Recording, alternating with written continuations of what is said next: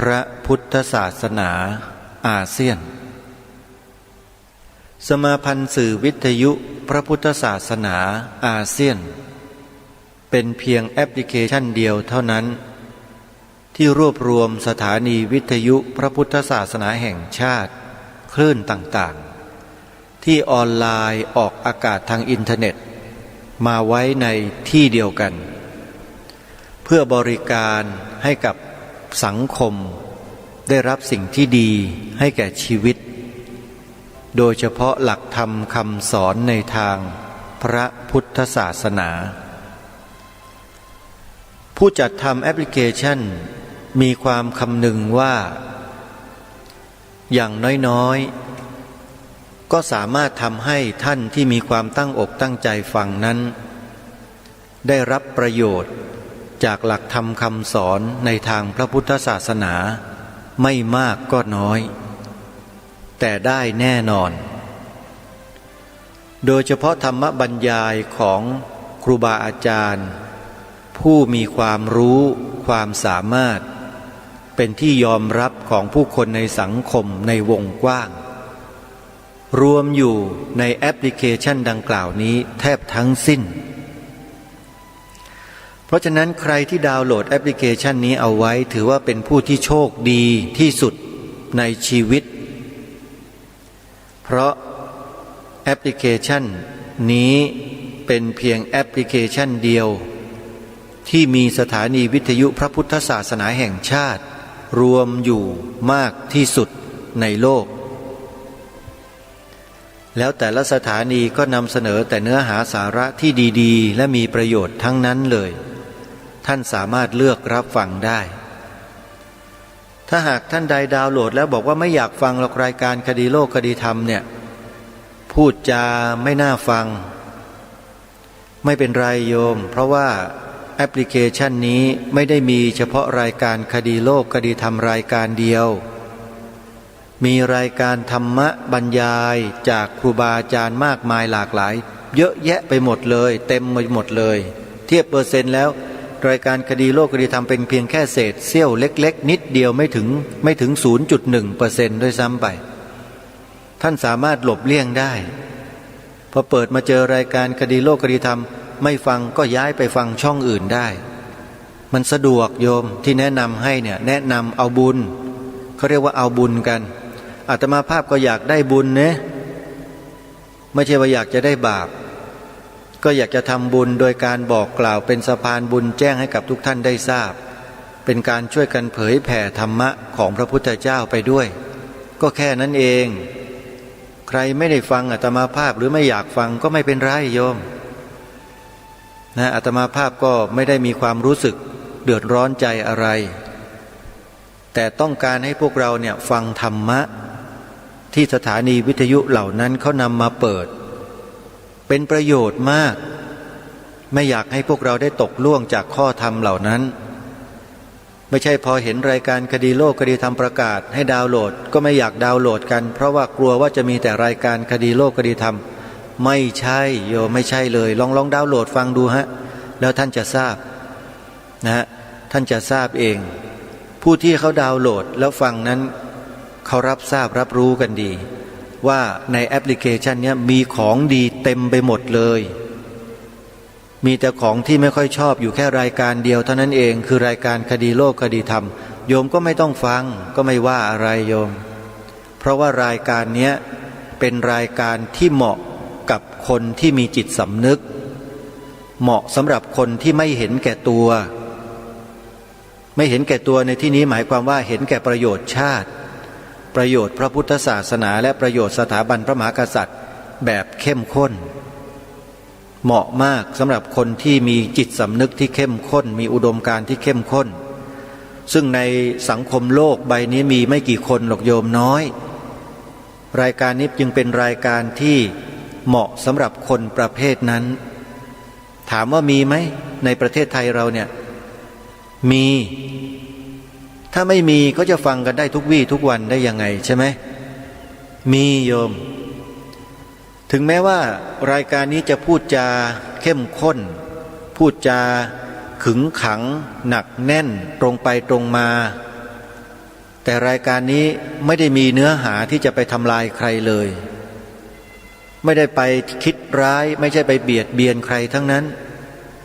ฟังให้ดีๆแล้วท่านจะรู้เลยว่ารายการนี้พูดเพื่อปกป้องความถูกต้องของประเทศชาติบ้านเมืองนี้ใครที่ทำลายความถูกต้องคนนั้นก็โดนเท่านั้นเองแต่ถ้าใครที่ไม่ได้คิดทำลายความเป็นชาติศาสนาพระมหากษัตริย์ของประเทศชาติบ้านเมืองก็ไม่ต้องเดือดร้อนใจเห็นไหมฮะคนที่ถูกทำลายหรือสิ่งที่ถูกทำลายคือสิ่งที่มาทำลายประเทศไทยของเราก็โดนรายการคดีโลกคดีธรรมกล่าวถึงอ้างถึงมากที่สุดเป็นการเปิดเผยสิ่งที่บ่อนแสะทำลายความเป็นประเทศไทยของเราให้กับพี่น้องคนไทยเราทราบด้วยนะตรงนี้ต้องเข้าใจนะต้องเข้าใจรายการนี้ด้วยเป็นรายการที่ปกป้องรักษาความเป็นชาติบ้านเมืองความเป็นไทยเพราะฉะนั้นคนที่ไม่ชอบความเป็นไทยรังเกียจความเป็นไทยต้องการจะลบล้างความเป็นไทยเนี่ยคนพวกนี้ไม่ชอบใครที่ไม่ชอบรายการนี้ไม่รู้จะเข้าข่ายนั้นด้วยหรือเปล่าต้องระวังให้ดีนะโยมตรวจสอบแนวความคิดตัวเองได้เลยที่รายการคดีโลกคดีธรรมพยายามบอกแนะให้พวกเราได้สอบถามลูกหลานเยาวชนของเราเป็นการตรวจสอบว่าเขามีแนวความคิดเป็นไปอย่างไรในยุคปัจจุบันเขาได้รับชุดความคิดเหล่านี้มาจากที่ไหนทำไมเขาจึงต่อต้านไม่ให้ประเทศไทยมีศาสนาพุทธเป็นศาสนาประจำชาตินี่คืออันตรายนะเนี่ย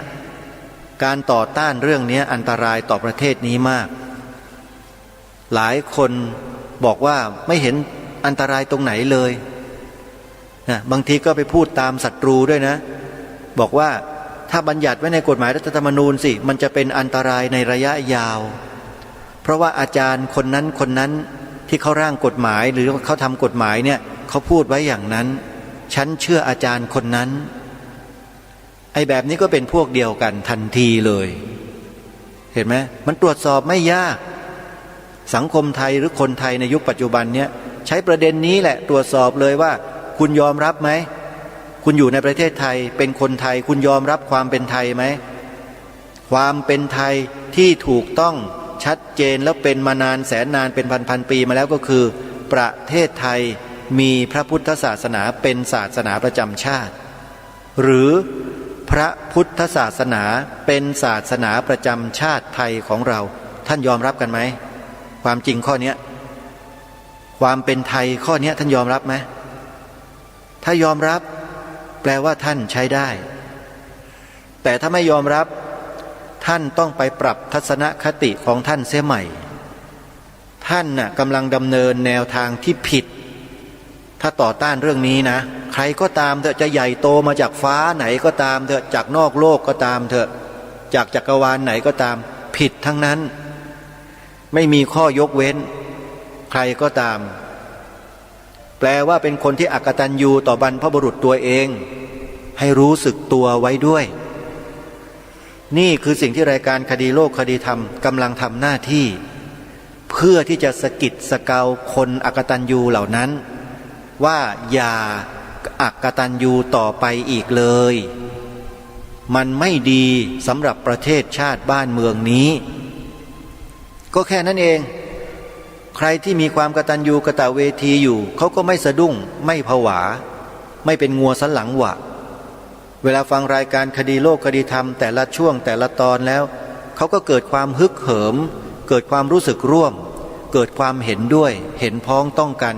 ในความถูกต้องของประเทศชาติบ้านเมืองยินดีที่จะร่วมด้วยช่วยกันปกปักรักษาความถูกต้องของบ้านเมืองนี้เอาไว้ก็คือความที่ประเทศไทยมีพระพุทธศาสนาเป็นศาสนาประจำชาตินั่นเองนี่แหละคือความถูกต้องที่รายการคดีโลกคดีธรรมรณรงค์ให้พวกเราได้ฟื้นฟูนำกลับมาสู่จิตสำนึก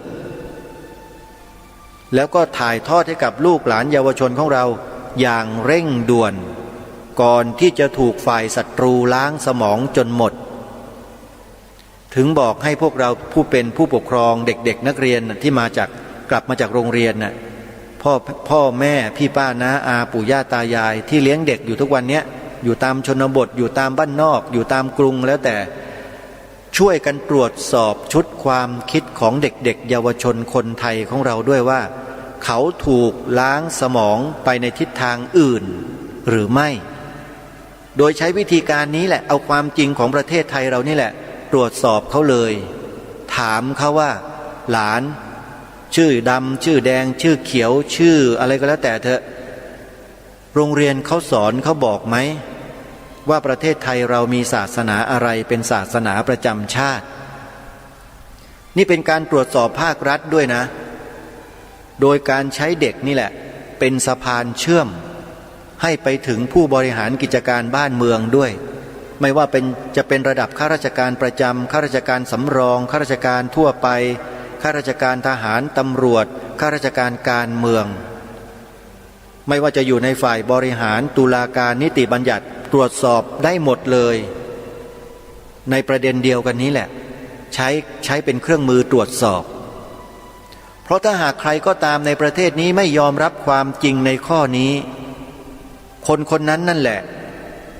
เริ่มมีปัญหาแล้วกับประเทศของตัวเองต้องปรับทัศนคติเสียใหม่ให้ถูกต้อง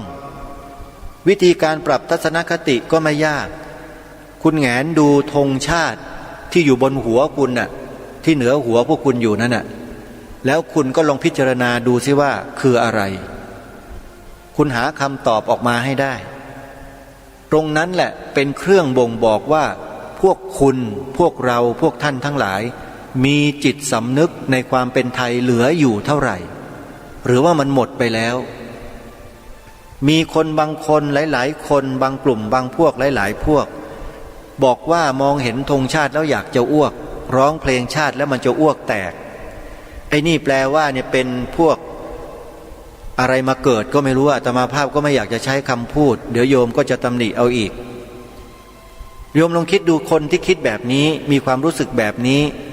กับธงชาติกับเพลงชาติไทยของเราคือบอกว่าพอร้องเพลงชาติแล้วหน้าโรงเรียนแล้วอ้วกจะแตกเนี่ยคนเหล่านี้ถูกบ่มเพาะมาด้วยอะไรเป็นมาตั้งแต่เมื่อไหร่ในทางศาสนาพุทธหาคำตอบจากคนพวกนี้ได้ไหมว่าเป็นอะไรมาแต่ไหนแต่ไรบอกได้ศาสนาพุทธเนี่ยพระพุทธองค์เราเนี่ยทรงตรัสรู้แล้วก็ระลึกชาติพระองค์ได้ไม่มีที่สิ้นสุดมากมายมหาศาลประสบการณ์นั้นไม่มีใครเกินพระพุทธองค์ที่ผ่านมาในอดีตชาติและปัจจุบันชาติพระองค์ตรัสรู้อริยสัจธรรมแล้วก็ทรงถ่ายทอดให้กับเหล่าสาวกเหล่านั้นก็ถ่ายทอดให้กับลูกศิษย์ลูกหาของท่านเหล่านั้นซึ่งเป็นบูรพาจารย์เป็นอาจารย์ก็ถ่ายทอดให้แก่พวกเรามาจนถึงวันนี้เราจึงมีความมั่นอกมั่นใจภาคภูมิใจในเกียรติและศักดิ์ศรีของพวกเราคนไทยที่เรามีสมบัติอันล้ำค่าไว้เป็นหลักของประเทศไทยเสมอมาหลักที่ว่านั้นก็คือพระพุทธศาสนานั่นเองเพราะฉะนั้นใครก็ตามที่แสดงออกมีความคิดหรือว่าแสดงออกในการต่อต้านในการคัดค้านในการไม่เห็นด้วยว่าประเทศไทยเรานั้นจะต้องมีศาสนาพุทธเป็นศาสนาประจำชาติคนนั้นถือว่ากำลังผลักตัวเองให้เป็นศัตรูกับประเทศตัวเองแล้วคนที่เป็นศัตรูกับประเทศของเราเนี่ยควรเก็บไว้ไหมเล่าควรยกย่องสรรเสริญไหมเล่าควรที่จะให้ความเคารพเชื่อถือไหมเล่าท่านสาธุชนควรไหมคนที่เป็นศัตรูกับประเทศเราอ่ะก็ถึงให้พวกเราช่วยกันคิดช่วยกันทำเรามานั่งกันอยู่เฉยๆแล้วลูกหลานเยาวชนเราก็ถูกล้างสมองโดยคนพวกนี้อยู่จึงให้พวกเราตรวจสอบลูกหลานเยาวชนที่กลับมาจากโรงเรียนกันทุกวันปลูกฝังเขาให้ทุกวันเลยอยู่ใกล้ชิดลูกหลานแต่ไม่เคยปลูกฝังลูกหลานในเรื่องเหล่านี้กันเลยเหมือนกับว่าเราไม่มีความรับผิดชอบต่อชาติบ้านเมืองกันเอาเสียเลยพ่อแม่ผู้ปกครองจะไปไว้ใจอะไรเล่ากับครูกับโรงเรียนทุกวันนี้ไว้ใจได้ที่ไหนเล่ามีข่าวมีคราวอะไรเยอะแยะออกมามากมายและไม่รู้สอนอะไรให้กับลูกหลานเยาวชนของเราไม่เคยตรวจสอบกันเลย เนี่ยอย่างเรื่องของธงชาติเรื่องความเป็นชาติไทยเนี่ยเด็กๆเยาวชนเป็นผู้ใหญ่ในวันหน้าต้องแข็งขันต้องเอาใจใส่ต้องปลูกฝังสิ่งเหล่านี้ให้กับเขาแล้วเราสามารถตรวจสอบโรงเรียนได้ด้วยว่าโรงเรียนทุกวันนี้สถาบันการศึกษาทุกวันนี้กระทรวงทบวงกรมที่ดูแลการศึกษาของลูกหลานเยาวชนของเราเป็นจำนวนมากมายมหาศาลทุกวันนี้เขาจะมีชุดความคิดที่ถูกสร้างขึ้นอย่างไรตรงนี้ยังอยากจะฝากท่านผู้ฟังทั้งหลายที่กำลังรับฟังรายการอยู่ในขณะนี้ว่าให้ช่วยกันตรวจสอบอย่านิ่งดูดายนะญาติโยมไม่ว่าท่านจะอยู่ณพื้นที่แห่งหนตำบลใดในประเทศไทยไม่ว่าท่านจะอยู่จังหวัดใดอำเภอใดตำบลใดหมู่บ้านใดเลขที่เท่าไหร่นั่นคือหน้าที่ของท่านทุกคนหน้าที่ของท่านนั้นถูกกำหนดไว้โดยกฎหมายรัฐธรรมนูญมาตรา50วงเล็บ1ไว้เรียบร้อยแล้วเกี่ยวกับเรื่องนี้โดยเฉพาะเลยขึ้นมาอยู่ที่วงเล็บ1เลยบุคคลมีหน้าที่ดังต่อไปนี้วงเล็บ1รักษาไว้ซึ่งชาติศาสนาพระมหากษัตริย์และการปกครองโดยระบอบประชาธิปไตยและการปกครองระบอบประชาธิปไตยอันมีพระมหากษัตริย์ทรงเป็นประมุขนี่คือหน้าที่ของทุกคนไม่ว่าจะเป็นใครก็แล้วแต่ต้องรักษาไว้ตามกฎหมายรัฐธรรมนูญแล้วสิ่งที่รายการคดีโลกคดีธรรมพาทุกท่านทำเนี่ยทำตามกฎหมายรัฐธรรมนูญมาตรา50วงเล็บ1อะไรก็ตามที่ขัดต่อบทบัญญัติของรัฐธรรมนูญใช้ไม่ได้ทั้งนั้นการที่เราออกมากล่าวมาพูดมาแสดงมายืนยันความถูกต้องของชาติบ้านเมืองของเราเช่นนี้คือช่วยกันกล่าวช่วยกันพูดช่วยกันสอนช่วยกันบอกช่วยกันถ่ายทอดความถูกต้องนี้ให้แก่ลูกหลานเยาวชนและคนไทยโดยทั่วไปนั้นจึงเป็นความถูกต้องเหมาะสมโดยประการทั้งปวงไม่ขัดต่อบทบัญญัติของรัฐธรรมนูญโดยประการทั้งปวงทำได้เลยคนที่ต่อต้านคัดค้านหรือมีคำสั่งจากหน่วยงานใดองค์กรใดมาสกัดกั้นแล้วไม่ให้เรากล่าวเราพูดไอ้องค์กรนั้นแหละควรจะโดนตรวจสอบและดำเนินการหรือบุคคลใดก็แล้วแต่เพราะฉะนั้นเรามีสิทธิ์ตามกฎหมายรัฐธรรมนูญและมีสิทธิ์ตามพฤตินัยของความเป็นไทยสามารถที่จะทำสิ่งนี้ได้เพราะฉะนั้นช่วยกันพูดช่วยกันกล่าวคำนี้แล้วให้ลูกหลานเยาวชนเราพูดกล่าวคำนี้ด้วยให้เขายอมรับคำนี้ความจริงในข้อนี้ด้วยคือพระพุทธศาสนาเป็นศาสนาประจำชาติไทยของเราทำหน้าที่กันอย่าละทิ้งอย่าละเลยหน้าที่ขอฝากพวกเราทุกท่านทุกคนช่วยกันนะโยมนะมันไม่ได้แต่เพียงแค่นี้หรอกประโยชน์ที่เกิดขึ้นมากกว่านี้เยอะทำเพียงข้อเดียวเนี่ยนะประโยชน์มากมายมหาศาลเลยเยอะแยะเลยเกิดขึ้นแล้วยังมีข้อที่2อีกได้ประโยชน์เยอะกว่าข้อที่1มากมายเพราะเป็นข้อที่ปกป้องคุ้มครองข้อที่1ด้วยไม่ให้ใครสามารถมาทำลายได้ตลอดกาล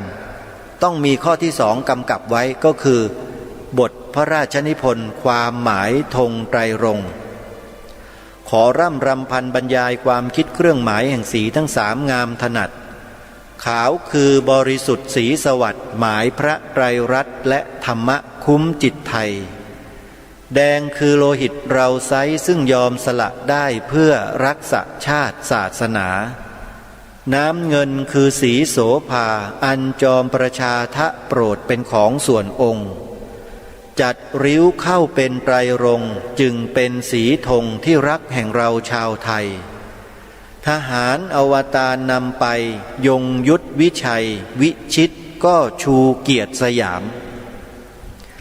พระองค์ทรงพระราชทานความหมายไว้ให้แก่พวกเราเสร็จสมบูรณ์เรียบร้อยหมดแล้วพร้อมมีความหมายหลายประการที่เราจะต้องทำความเข้าใจกันเยอะเลยในบทพระนิพนธ์ความหมายธงไตรรงค์ตรงนี้โดยเฉพาะสีขาวในธงไตรรงค์และสีแดงที่พระองค์ทรง ยืนยันทรงยืนยันอย่างหนักแน่นเลยว่าจะต้องสละเลือดเนื้อชีวิตรักษาศาสนาของชาติเอาไว้แดงคือโลหิตเราไซร้ซึ่งยอมสละได้เพื่อรักษาชาติศาสนาองค์พระมหากษัตริย์ทรงสละพระชนชีพเพื่อรักษาชาติและศาสนาของชาติทรงประกาศโดยบทพระราชนิพนธ์นี้ไว้อย่างชัดเจนแล้วพวกเราที่เป็นประสบนิกรของพระองค์ท่านผู้จงรักภักดีจะไม่ดำเนินรอยตามเบื้องพระยุคลบาทของพระองค์ได้อย่างไรเราก็ต้องสละเลือดเนื้อและชีวิตของเรารักษาให้ถึงที่สุดปกป้องรักษาคุ้มครองส่งเสริมทุกสิ่งทุกอย่างให้ศาสนาของชาติดำรงมั่นอยู่ในชาติบ้านเมืองนี้อย่างมีเกียรติและศักดิ์ศรีไม่ถูกพวกลัทธิอุบาทเข้ามาแทรกซึมแทรกแซงเบียดเบียนยอมไม่ได้นี่คือสิ่งที่ทางรายการรณรงค์ให้พวกเราช่วยกันทำเพื่อการนี้เพื่อสิ่งนี้เป็นการดำเนินรอยตามเบื้องพระยุคลบาทตามบทพระราชนิพนธ์ความหมายธงไตรรงค์ที่ได้อัญเชิญมาเมื่อสักครู่เพราะฉะนั้นไม่มีเหตุผลกลใดเลยที่คนไทยอย่างพวกเราจะปฏิเสธไม่มีเหตุอะไรที่ต้องปฏิเสธและปฏิเสธไม่ได้ด้วยจะป่วยกล่าวไปใยกับคนที่คอยต่อต้านคัดค้านศาสนาพุทธไม่ให้เป็นศาสนาประจำชาติเล่าอันนั้นยิ่งหนักเข้าไปใหญ่เลยไอ้พวกต่อต้านเนี่ยถือว่าเป็นศัตรูของประเทศนี้เลยเพราะฉะนั้นการที่เรามารณรงค์แล้วมาทำหน้าที่ในกรณีดังกล่าวนี้จึงเป็นสิ่งที่ใครที่ไหนอย่างไรก็ไม่อาจสามารถที่จะต่อต้านคะคานหรือว่าปฏิเสธความจริงในข้อนี้ได้เลยถ้าหากว่ามีใครก็ตามต่อต้านคัดค้านปฏิเสธหรือไม่เห็นด้วยหรือประการอย่างใดก็ตามซึ่งเป็นไปเพื่อลบล้างสิ่งนี้ของชาติบ้านเมืองถือว่าคนคนนั้นตั้งตนเป็นศัตรูกับประเทศชาติบ้านเมืองนี้เป็นคนอกตัญญูต่อประเทศชาติบ้านเมืองนี้โดยไม่ต้องสงสัยนี่คือสิ่งที่รายการคดีโลกคดีธรรมขอยืนยันด้วยเกียรติและศักดิ์ศรีและด้วยหลักฐานทั้งหมดที่มีอยู่เพราะฉะนั้นเราจงสละเลือดเนื้อและชีวิตเพื่อรักษาความเป็นไทยในข้อสำคัญนี้ไว้ร่วมกันอย่าให้ใครมาทำลายผืนธงชาติของเราโดยเฉพาะอย่าให้ใครมันมาบิดเบือนความหมายพระราชทานธงไตรรงค์ขององค์พระมหากษัตริย์ไทยของเราเป็นอันขาดโดยสรุปก็คือสีขาวในธงชาติญาติโยมผู้เป็นผู้ปกครองของเด็กเยาวชนนักเรียนนักศึกษาต้องสอนเสี่ยมบอกเด็กๆให้พูดเป็นเสียงเดียวกันว่าสีขาวในธงชาติไทยนั้นหมายถึงพระพุทธศาสนาพูดไปเลยสอนบอกไปเลยใครมันจะดิ้นชักดิ้นงอจะเป็นจะตายเพราะการทำหน้าที่ของเราตรงนี้ก็ช่างมันบะไรจะไปสนใจทำไมนี่คือแค่จิตสำนึกขั้นพื้นฐานของความเป็นชนเผ่าไทยชาติไทยแค่นี้มันยังทำให้เกิดมีขึ้นไม่ได้เนี่ยแล้วมันจะมาเป็นคนไทยไปทำผีอะไรกันจริงไหมท่านผู้ฟังมันจะเกิดมาเป็นคนไทยเพื่ออะไรจะมารับสัญชาติไทยไปทำเพื่ออะไรแล้วมาต่อต้านความเป็นไทยเนี่ยจึงให้พวกเราเนี่ยช่วยกันไงประชาชนคนไทยนี่แหละคือเจ้าของประเทศทุกคนเลยต้องช่วยกันปกปักรักษาความเป็นไทยของเราในข้อนี้กันไว้ข้าราชการนั้นคือผู้ที่เป็นแบบอย่างช่วยจดจำเอาไว้ด้วยนะฮะข้าราชการทุกคนต้องเป็นแบบอย่างให้แก่ประชาชนในข้อนี้ด้วยอย่าไปเป็นแบบอย่างที่เลวๆเหมือนอย่างที่ศัตรูมันเป็นคือมาทำลายความเป็นชาติความเป็นไทยของตัวเองเนี่ยถ้าข้าราชการคนไหนมีแนวความคิดมีการพูดการกระทำที่ไปสอดคล้องสอดรับกับฝ่ายศัตรูถือว่าข้าราชการคนนั้นเนี่ยกำลังกระทำตนเป็นกบฏต่อแผ่นดินนะขอบอกไว้ด้วยขนาดอัญเชิญบทพระราชนิพนธ์ความหมายธงไตรรงค์มากล่าวอ้างถึงขนาดนี้แล้วยังทำตัวเป็นกบฏอีกนี่ก็แย่แล้วนะ ควรจะลาออกจากราชการไปเลยไม่ควรอยู่ด้วยซ้ำไปท่านผู้ฟังว่าจริงไหมมันต้องว่ากันแบบนี้เลยทุกวันนี้คนเราเนี่ยมันยอมกันมานานแล้วนะพวกเราเนี่ยมันเอื่อยเฉื่อยชากันมานานมากนานจริงๆพวกเราเนี่ยเฉื่อยชากันมากไม่รักษาไม่คงมั่นเอาไว้ในหลักการของชาติบ้านเมืองอย่างเสมอมาอย่างสม่ำเสมอ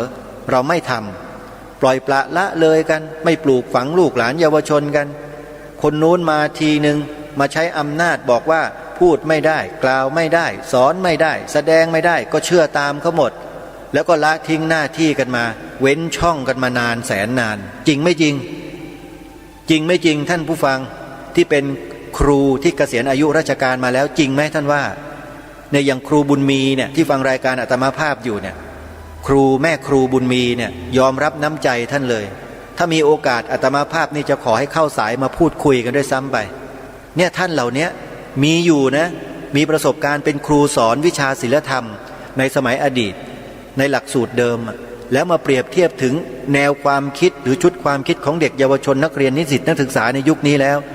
โยมแม่บุญมีหรือแม่ครูบุญมีเนี่ยเขาบอกว่าเป็นห่วงมากไม่เคยเชื่อเลยว่ามันจะเกิดขึ้นกับประเทศชาติบ้านเมืองของเราได้ในวันนี้แล้วโยมแม่ครูบุญมีเนี่ยยอมรับแล้วว่ามีรายการคดีโลกคดีธรรมเพียงรายการเดียวเท่านั้นที่พูดความจริงแล้วกล้าที่นำความจริงมาพูดก็ไปกลัวอะไรล่ะคนที่กระทำความผิดอยู่นั่นแหละมันต้องกลัวมันต้องขยาดก็เพราะไอ้พวกเราคนดีมันขี้ขลาดกันนี่เองเนี่ยไอ้พวกคนชั่วมันก็เลยขึ้นกันใหญ่จริงไม่จริงทำดีแล้วจะไปกลัวอะไรฮะกลัวอะไรโยมไม่เชื่อพระพุทธเจ้าเหรอเชื่อพระพุทธเจ้าไหมทำดีได้ดีทำชั่วได้ชั่วเชื่อพระพุทธเจ้าไหมถ้าเชื่อเรื่องกรรมใช้ได้เลยเป็นพุทธสาวกที่สุดยอดมากทีนี้ไม่ใช่เชื่ออยู่อย่างเดียวเชื่อแล้วหลบเลี่ยงขี้ขลาดตาขาวกลัวไม่ยอมที่จะรักษาความดีคือธรรมะของพระพุทธเจ้าต้องรักษาไว้ที่ทำดีได้ดีทำชั่วได้ชั่วนี่คือความจริงที่พระพุทธเจ้าตรัสยืนยันไว้แล้วเราก็ต้องทำแต่สิ่งที่ดีกล้าพูดในสิ่งที่ดีและกล้านำเสนอสิ่งที่ถูกต้องแล้วกล้าท้าทายสิ่งที่ผิดหรือคนที่กระทำความผิดด้วยว่าเอาเหตุผลมาอ้างมากล่าวกันดูซิว่าไอ้สิ่งที่คุณกระทำและคำพูดที่คุณกล่าวอยู่ตรงกันข้ามกับสิ่งที่บรรพบุรุษท่านทำมาเนี่ยคุณเอาหลักฐานเอาอะไรมาเป็นข้ออ้างอิงมาเป็นน้ำหนักในการที่คุณจะเอาชนะคะคานบรรพบุรุษของคุณเองเนี่ยคุณเอาอะไรมา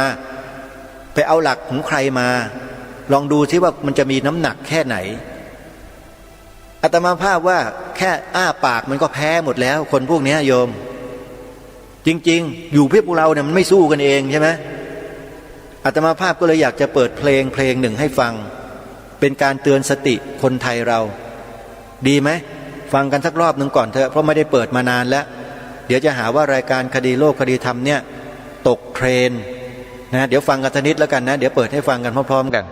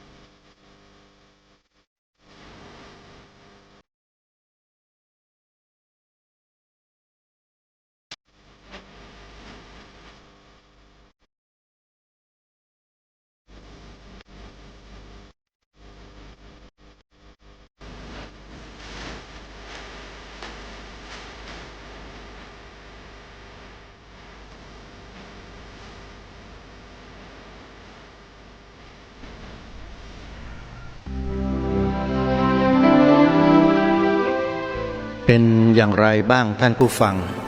นานๆจะเปิดเพลงเหล่านี้ให้พวกเราได้ฟังกันเมื่อก่อนนี้รายการคดีโลกคดีธรรมเนี่ยไม่เคยพลาดนำเพลงเหล่านี้มาเปิดให้พวกเราได้ฟังในรายการกันเป็นปกติในช่วงหนึ่งที่มีการต่อสู้แล้วก็มีคนที่ต่อต้านคัดค้านประเด็นเดียวกันนี่แหละเรื่องศาสนาประจำชาตินี่แหละครั้งนี้ก็มีแนวโน้มเช่นเดิมพอจะเปลี่ยนแปลงพอจะยกร่างรัฐธรรมนูญขึ้นมาเนี่ยพวกต่อต้านก็เริ่มตั้งท่ากันแล้วสร้างกลไกทางความคิดให้เกิดขึ้นดักเอาไว้ก่อนให้ประชาชนคนไทยที่มีปัญญาน้อยๆสติน้อยๆเนี่ยหลงงมงายแล้วเชื่อถือให้เกิดความน่าเชื่อถือเกิดขึ้นก่อนอ้างอย่างนู้นอ้างอย่างนี้ว่าบัญญัติไว้แล้วมันจะไม่ดีอย่างนั้นไม่ดีอย่างนี้เป็นภัยอย่างนั้นเป็นภัยอย่างนี้สารพัดสารเพเดี๋ยวเราก็จะได้ยินคนพวกนี้ออกมาเสนอหน้าคอยดูก็แล้วกันมันจะมากันเป็นช็อตๆมากันเป็นชุดๆนะมากันแล้วมันก็ไปแล้วมันก็ได้ประโยชน์อิ่มหมีพีมันมีความสุขกันอยู่เฉพาะกลุ่มเฉพาะตัวของมันนะเหมือนอย่างที่บทเพลงเมื่อสักครู่นี้ไม่มีผิดเลยฮะชาติพังพลันมันผู้ใดใครอยู่ดีเห็นไหมคนในสมัยอดีตเนี่ยบรรพชนของเราที่ท่านแต่งเพลงที่ท่านทำสื่อออกมาแต่ละอย่างเนี่ยท่านมีความรู้สึกสำนึกรับผิดชอบต่อความเป็นชาติบ้านเมืองสูงมากดูได้จากเนื้อเพลงที่เปิดจบไปเมื่อสักครู่นี้บ่งบอกถึงจิตใต้สำนึกไงจิตใต้สำนึกของความเป็นคนไทยที่เต็มเปี่ยมไปด้วยความจงรักภักดีด้วยความกตัญญูกตเวทีต่อบรรพชนต่อบรรพบุรุษต่อองค์บูรพมหากษัตริย์ของตนเองอย่างมากมายุคนี้แนวความคิดของคนไทยที่เคยดีมาดังแต่เดิมแต่ก่อนเริ่มเลือนลางจางหายไปเรื่อยๆไปหาสาเหตุเราเองเถอะไปคิดดูถ้ามันจางหายไปไหนเพราะอะไรเพราะใครเพราะอะไรยังไงแบบไหนไปศึกษาดูวิจัยดูสินักวิจัยนักศึกษานักวิจัยในประเทศไทยก็เยอะแยะไปหมดไปวิจัยบ้าๆบอๆอะไรกันอยู่ก็ไม่รู้มาวิจัยเรื่องนี้กันบ้างดิไม่เห็นมีใครมาวิจัยกันเลยพวกนักวิชาการน่ะที่มาอาศัยผืนแผ่นดินนี้มาทำความสำเร็จให้แก่ชีวิตตัวเองเป็นครูเป็นอาจารย์อยู่ในสังคมไทยไปวิจัยเรื่องนี้กันดูบ้างได้ไหมแล้วมานำเสนอต่อสังคมเขาบ้างไม่มีอะวิจัยแต่เรื่องอะไรก็ไม่รู้ไร้สาระวิจัยการเมืองวิจัยเศรษฐกิจวิจัยนู่นวิจัยนี่มาวิจัยเรื่องอุดมคติอุดมการณ์ของชาติบ้านเมืองที่มีอยู่ในตัวตนคนไทยที่มันจางหายไปตรงนี้บ้างเถอะมันหายไปไหนเพราะอะไรแล้วไปแก้ปัญหากันฝากนักวิจัยทั้งหลายด้วยอย่ามัวแต่วิจัยแต่เรื่องดินน้ำไฟลมอยู่แค่นั้นมันไม่ได้ก่อประโยชน์อันสูงสุดให้แก่ชาติบ้านเมืองสักเท่าไหร่หรอกนี่ขอฝากไว้เลยพูดในฐานะที่เป็นลูกหลานไทยแล้วก็มีความรับผิดชอบต่อความเป็นไทยแล้วก็ยอมเสียสละเพื่อชาติพระพุทธศาสนาและพระมหากษัตริย์โดยที่ไม่หวั่นอะไรทั้งนั้นเพราะอะไรเชื่อพระพุทธเจ้าเหตุผลเดียวเลยเพราะเชื่อพระพุทธเจ้าฮะทำดีได้ดีทำชั่วได้ชั่วการเวียนว่ายตายเกิดอยู่ในวัฏฏะสงสารนี้ไม่ใช่มีแต่เพียงชาติสองชาติแล้วหายไปไหนนะไม่ใช่ตายแล้วศูนย์นะยังเวียนว่ายตายเกิดอยู่อีกไม่รู้เท่าไหร่จะต้องมาเวียนมาบรรจบมาเจอมาพบอะไรต่อไม่อะไรอีกไม่รู้เท่าไหร่เพราะฉะนั้นเรื่องเล็กเรื่องการเวียนว่ายตายเกิดเนี่ยเรื่องเล็กๆขี้ผงโยมนะเรื่องบำเพ็ญบารมีเรื่องปกปักรักษาความถูกต้องคือธรรมะขององค์สมเด็จพระสัมมาสัมพุทธเจ้าที่ตรัสแสดงไว้แล้วบรรพบุรุษไทยบรรพชนไทยองค์บุรพมหากษัตริย์ไทยทรงสละพระโลหิตนะพระมังสะของพระองค์หรือเลือดเนื้อของพระองค์เนี่ยเพื่อรักษาปกป้องไว้ให้ถึงพวกเราเนี่ยสำคัญกว่าสิ่งเหล่านั้นเยอะเลย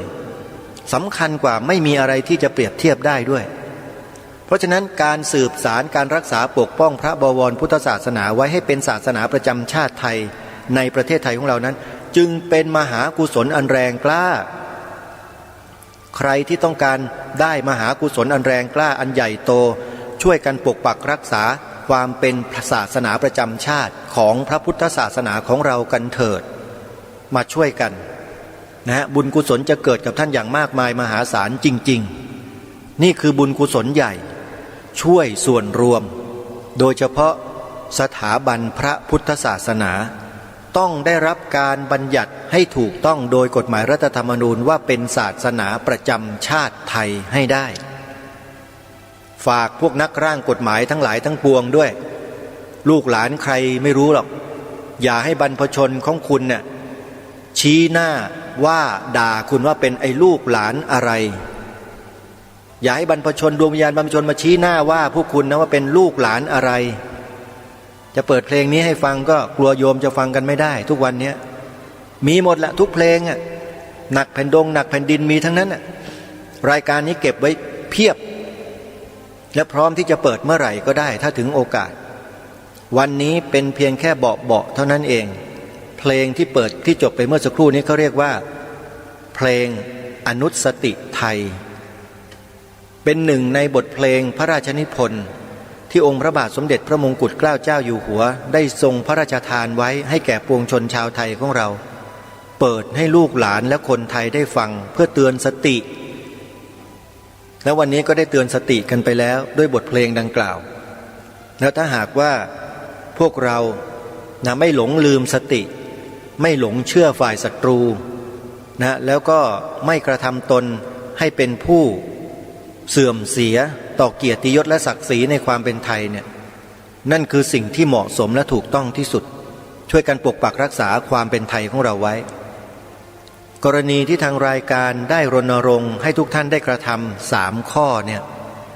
นี่คือการทำรงรักษาซึ่งความเป็นไทยของเราไว้อย่างถูกต้องแท้จริงโดยมีผืนธงไตรรงค์หรือธงชาติที่ปลิวสวัยอยู่ที่เราทำความเคารพกันทุก8 โมงเช้า6 โมงเย็นเนี่ยเป็นหลักฐานยืนยันว่ามีความเป็นไทยอยู่ที่นั่นบรรพชนเราสืบสารรักษามาด้วยชีวิตด้วยเลือดเนื้อแล้วใครล่ะมันจะมาทำลายคนที่จะมาทำลายเนี่ยเราจะไปยกย่องไปชมเชยไปห่อหมกกับเขาอยู่ทำไมกับมันอยู่ทำไมใช่ไหมก็มารวมตัวกันมาทำในสิ่งที่ถูกต้องของเรากันไม่ถูกต้องกว่าหรือนี่คือข้อเรียกร้องและข้อวิงวอนจากรายการคดีโลกคดีธรรมในวันนี้ต่อเนื่องจากเมื่อวานนี้เพราะฉะนั้นท่านสาธุชนทั้งหลายจิตสำนึกกับอุดมการณ์นั้นต้องไปด้วยกัน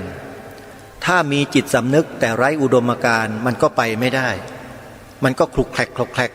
เดี๋ยวจะล้มแหล่ไม่แหล่มันก็แผลลงไปทุกทีอุดมการณ์คือความตั้งมั่นจะต้องยึดมั่นเอาไว้ในหลักการของบ้านเมือง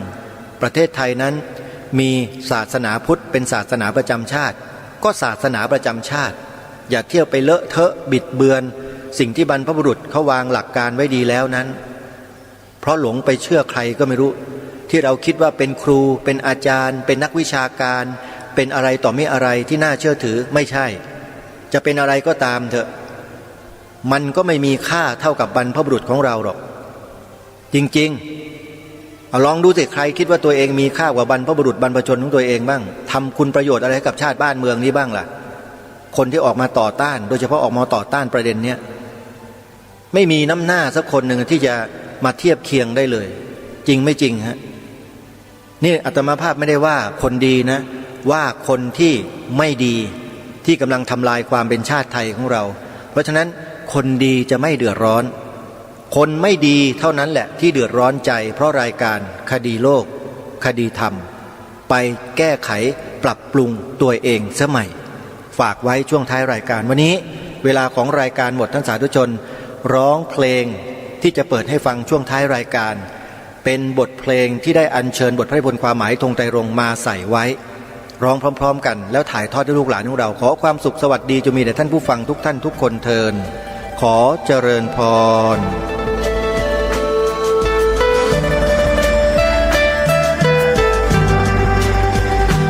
กล้าคิดก็ต้องกล้า